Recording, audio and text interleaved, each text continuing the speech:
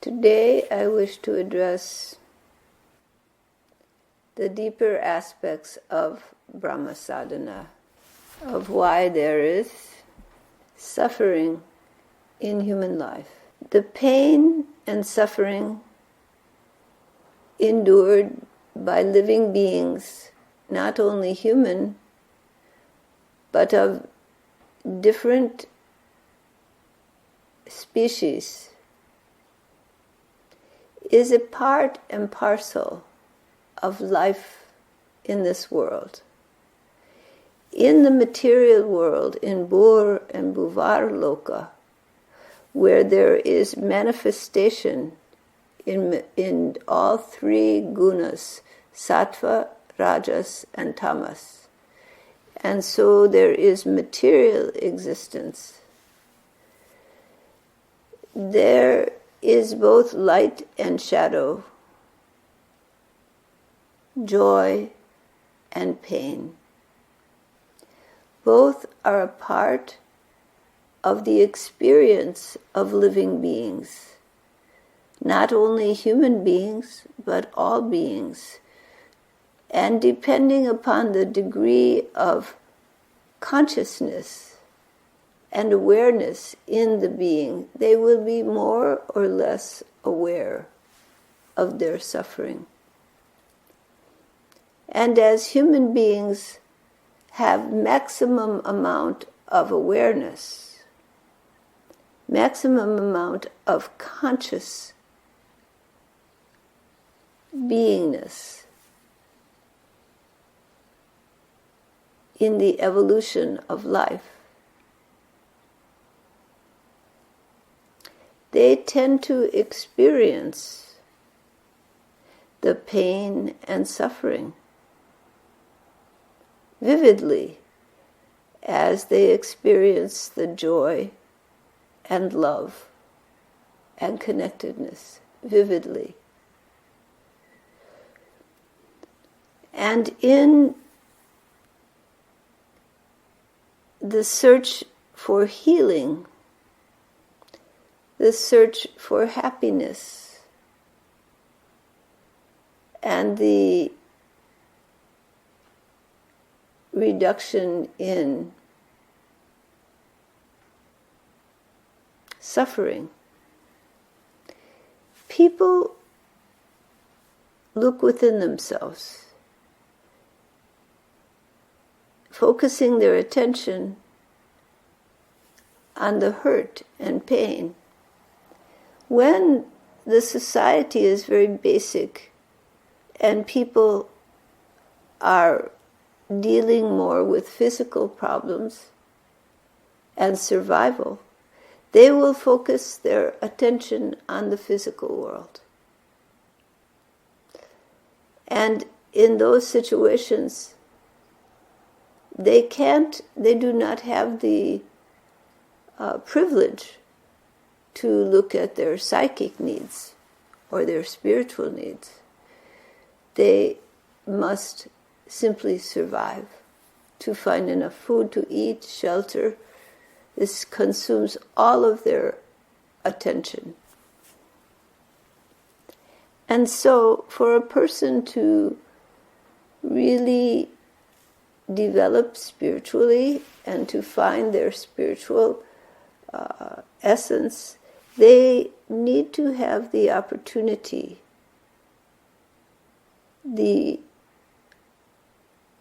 to have some of their basic physical needs met. When those needs are met, then the psychic needs arise, the mental needs, the addressing of whether you are happy or sad, whether you have loneliness, anger, sorrow.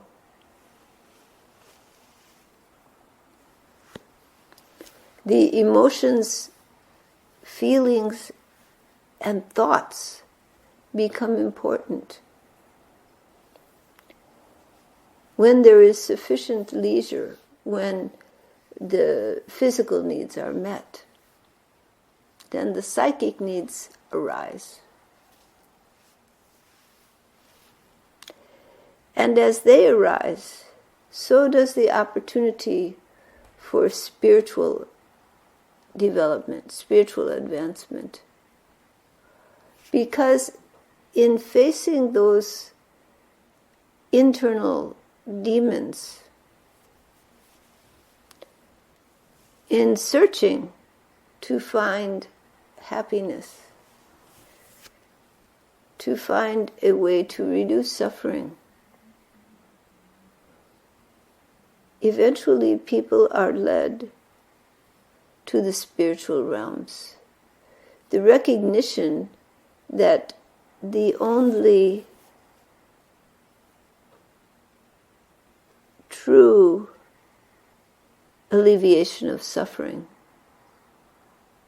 comes when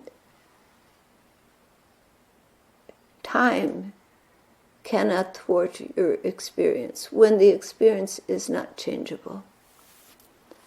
And so people have looked to that which is vast and discovered the vastness within and the inner self of the self, the cosmic self, which is the self of all beings.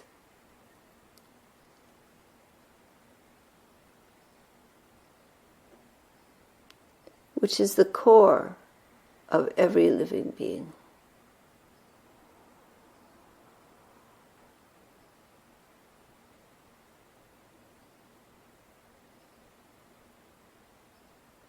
This discovery comes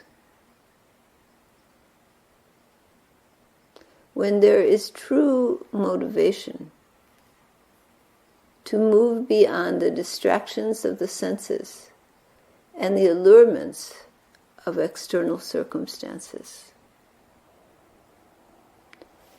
Often it is suffering in human life that drives people to inquiry, that motivates them to inquiry, to try to sincerely find out where there is real happiness. So suffering is not necessarily your enemy.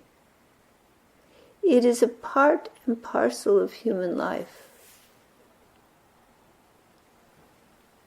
A teacher in the path of your journey home. One that can direct you away from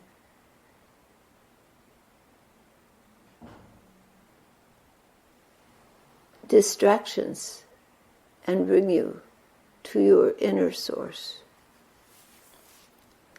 The real spiritual path is not one of simply sitting for meditation, saying a mantra, or doing some other practice, and then feeling peace and bliss and calmness, and then getting up and going about your day, forgetting all about your meditation. No. That is an important experience to calm the mind, to train the mind to quiet, and then to sink into divine presence. But that alone will not bring you to your divine source. For your heart and mind must be focused. Your desire to know the Supreme must be focused. And then the arrow of your intent pierces the veil of ignorance and leads you to the truth. Without this focus, there is difficulty to pierce the veil of ignorance. Meditation can be incorporated as part of the ego structure.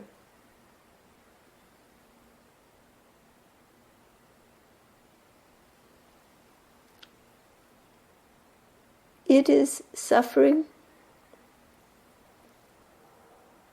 It is the circumstances of life, the confrontation with losses, old age,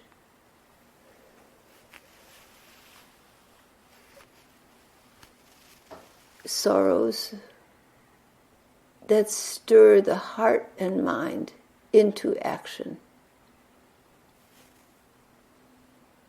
To go beyond the world of dualities, of light and dark, of happiness and sorrow.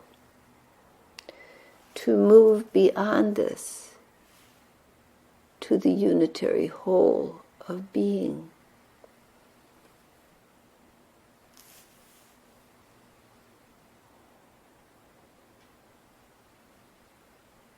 Bound in Maya,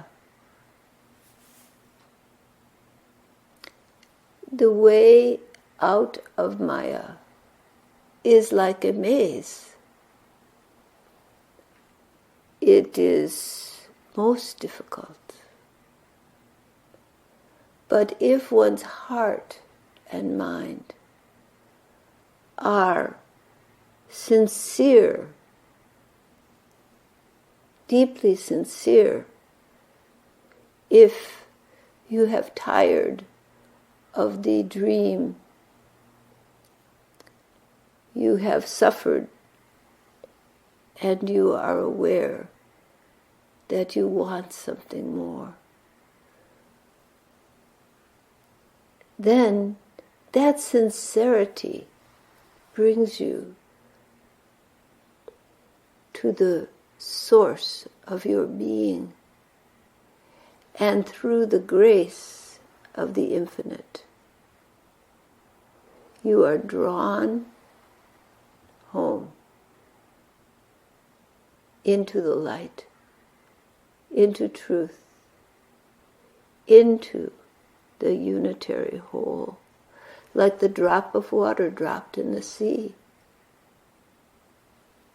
You become part of the sea, part of the one. You have always been part of the one, and that realization comes. It's only been the veil of illusion, of dualities, of light and dark, that have fogged your true vision. But when the third eye opens, then the true vision comes. And you begin to see that that was the dream. The reality is the great dreamer has always been. And the dream occurs within the great dreamer, within the mind of the dreamer. And who are all the characters composed of in the dream? But the mind of the dreamer. They have no substance of their own. So the illusion of the small self has no substance in the cosmic being. The cosmic being is the dreamer, the one of substance. The material universe is the dream. Passing, illusionary. It has a relative existence. Within the context of the dream is real. The characters are real. But the dream is only a fading dream that comes and goes. and the characters dissolve into the mind of the dreamer. Or they never had a separate substance. You, as you know yourself as an individual, do not have a separate substance. You are composed of the one.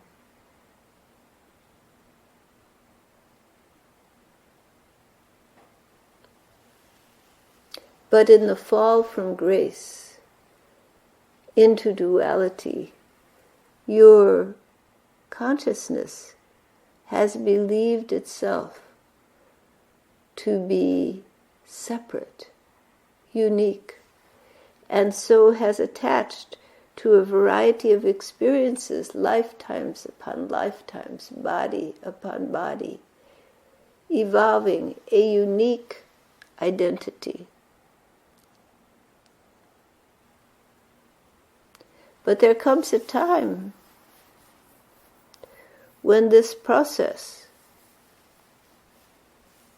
becomes burdensome and the longing wells up to return to the quietness, to the peace, to the love unconditional, to return home from whence you have come. To break the bonds of illusion and live in reality. This deep longing creates a restless searching that goes on throughout your life until one day you cease to search in the external world and you search within your own heart and your own mind.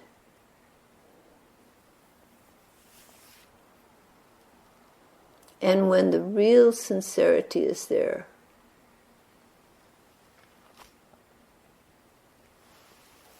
you are drawn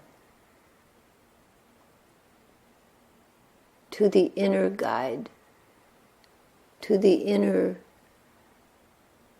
helper, to the safe haven of the Sadguru, the Divine One, the God, the all-knowing, omniscient consciousness. And there, when you surrender all that you are and all that you have, that one showers an endless grace on you as you surrender, you let go, you open, and the one becomes your awareness. Like the drop in the water in the sea, you know the infinite. And you realize that this ego self is a dream, a created dream in the mind of the great dreamer.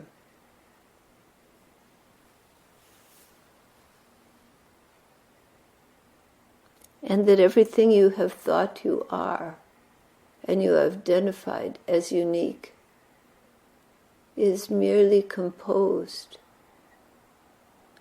of that infinite being.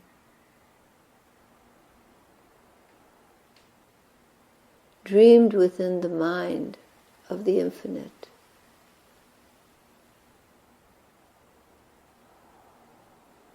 And as you let go of the dream, as you surrender the dream,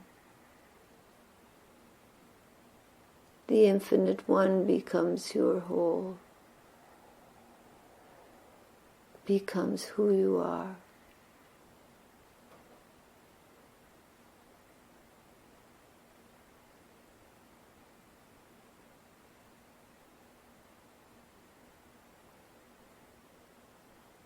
You melt into that one. You realize that one has been all along the witness of your being, the self of yourself, that which you have thought to be your individuality is nothing but composed of Him. That infinite love,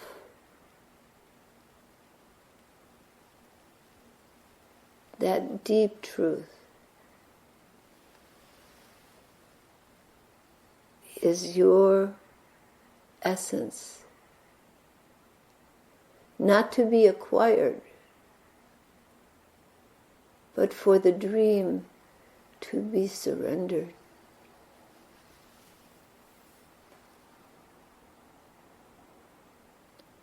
So that the truth can set you free.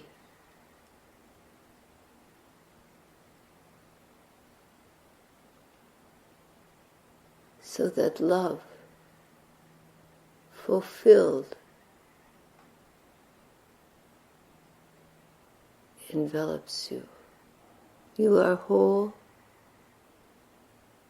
undivided. All those you have loved and lost are part of that whole. They are part, they are love, undivided. Separation and loss only occur in the dream of duality. In the wholeness of being, nothing is separate, nothing is lost, nothing dies, and nothing is born. Though the dream goes on, all remains the same, in that the mind is stunned and does not wander. In that, peace is found. Deep love, the fulfillment of love. So this is the deep path of sadhana. It requires not only sitting meditation, but a sincere longing, a deep readiness to return home and know love fulfilled. Are you ready to walk this path? Are you ready to surrender that which you have believed yourself to be? Surrender your will to the divine will, your thoughts to the infinite, your very identity to the Sadguru, to the Eternal One. This is the true path of sadhana. Sanghachatam Sangvadadvam Devabhagam Yata Purve Samjnana Upasate Samahani Vayakuti Samana Hridaya Nivaha Samanumastu Omano Yatava Susaha Sati.